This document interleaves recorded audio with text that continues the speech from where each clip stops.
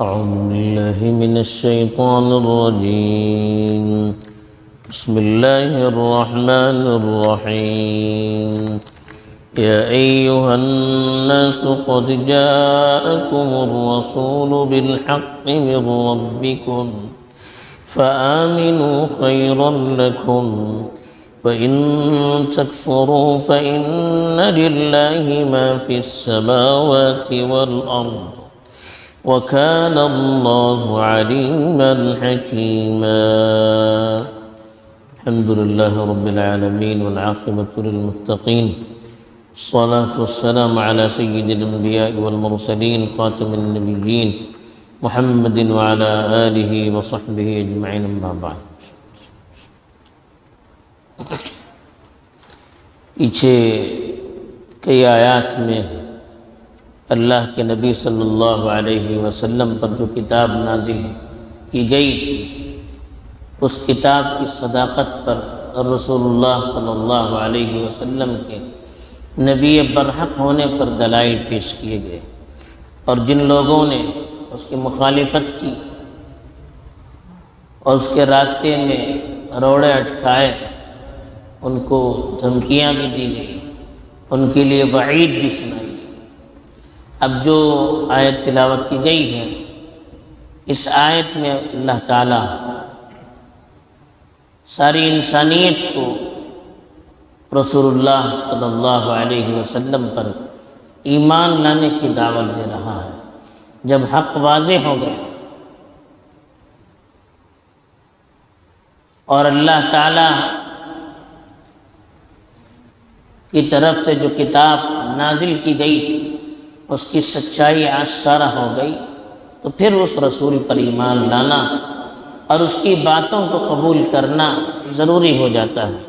اسی لیے اللہ تعالیٰ نے فرمایا یا ایھا الناس، اے لوگوں، پوری انسانیت کو اللہ تعالیٰ نے خطاب کیا، نہ صرف ایمان والوں کو، نہ اہل کتاب کو، بلکہ سب کے لیے، اس لیے کہ رسول اللہ صلی اللہ علیہ وسلم جو نبی بنا کر بھیجے گئے تھے، تو آپ کی نبوت نہ صرف ایمان والوں کے لیے تھی، نہ اہل کتاب کے لیے تھی، بلکہ ساری انسانیت کے لیے تھی۔ اور جو پیغام آپ پر نازل کیا گیا، اس پیغام کے اندر ساری انسانیت کو رہبری اور صحیح راہ دکھلانے کی صلاحیت تھی، ساری انسانیت کی رہبری اور ان کو صحیح راستے پر لانے کی صلاحیت تھی۔ تو اس لیے اللہ تعالیٰ نے ساری انسانیت کو خطاب کر کے کہا یا ایھا الناس، اے لوگو، قد جاءکم الرسول بالحق من ربکم، تمہارے پاس رسول سچائی کو اپنے پروردگار کی طرف سے لے کر آیا۔ یعنی ایک تو رسول یہ جو دعوت دے رہا ہے تمہارے درمیان میں موجود ہے، اس زمانے کے اعتبار سے کہا کہ یہ اللہ کے رسول ہے، یہ جو کچھ کہہ رہے ہیں اللہ کی طرف سے وحی شدہ باتوں کو آپ کے سامنے پیش کر رہے ہیں، اپنی طرف سے کچھ کہہ نہیں رہے ہیں۔ یہ عام انسان نہیں ہے، بلکہ ایک رسول برحق ہے جن کو اللہ نے نازل کیا ہے۔ اپنی طرف سے وہ کچھ بولتے بھی نہیں ہے اور کسی چیز کا دعویٰ بھی نہیں کرتے۔ تو اللہ تعالیٰ نے ان کے رسول ہونے کی تصدیق کی۔ پھر کہا کہ جو باتیں لے کر آ رہے ہیں وہ پوری سچی باتیں ہیں، بالحق، حق مانے سچائی، جو پیغام وہ لے کر آ رہے ہیں، جو کتاب وہ لے کر آ رہے ہیں، وہ پوری سچی کتاب ہے، اس میں کوئی غلط چیز موجود نہیں ہے، یا ایسی کوئی چیز موجود نہیں ہے جس کے بارے میں کوئی انگلی اٹھا سکے یا جس کے جھوٹے ہونے کا کوئی دعویٰ کر سکے۔ تیسری چیز جو بتائے من ربکم، رسول بھی تمہارے پروردگار کی طرف سے آیا ہے، اور جو کتاب اور سچائی وہ لے کر آئے ہیں وہ بھی تمہارے پروردگار کی طرف سے آئے۔ اور کس کے پروردگار؟ ساری انسانیت کے پروردگار، جو رب ہمارا بھی ہے، تمہارا بھی ہے، سب کا ہے، جو سب کو پیدا کرنے والا ہے، سب کو پالنے والا ہے، اس کی طرف سے پیغام لے کر آ رہے ہیں۔ تو ظاہر بات ہے جو سب کو پالنے والا ہے، اس کا جو پیغام ہوگا وہ سب کے لیے ہی ہوگا۔ اور اس پیغام کے اندر سب کو ہدایت دینے کی صلاحیت ہوگی، اس پیغام کے اندر ایسی باتیں ہوں گی جو سب کے لیے قابل قبول ہوگی، سب کی فطرت، سب کی عقل، سب کے ذہن اور سب کی سطح کے مطابق ہوگی۔ اس لیے اللہ نے سب کو کھلم کھلا دعوت دی۔ پھر کہا فَآمِنُوا خَيْرًا لَكُمْ، بس تم ان پر ایمان لے آؤ، اس میں تمہارے لیے بہتر ہے۔ یہ اللہ نے واضح فرما دیا۔ جو اللہ تمہارا رب ہے، جو پرورش کرنے والا ہے، سب کچھ دینے والا ہے، وہ رب کہہ رہا ہے کہ اس رسول پر ایمان لاؤ، اس میں تمہارے لیے بھلائی ہے۔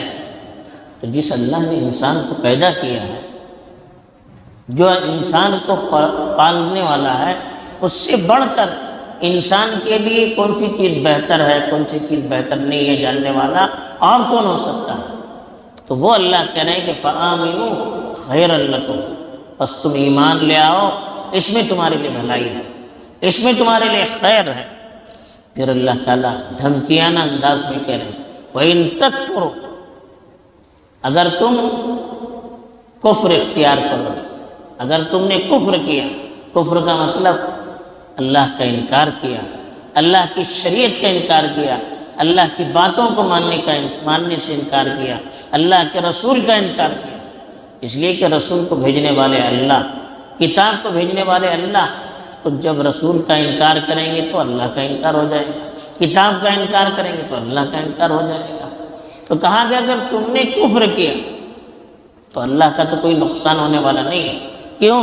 فَإِنَّ لِلَّهِ مَا فِي السَّمَاوَاتِ وَالْأَرْضِ، اللہ کے لیے تو زمین اور آسمانوں کی ساری چیزیں ہیں۔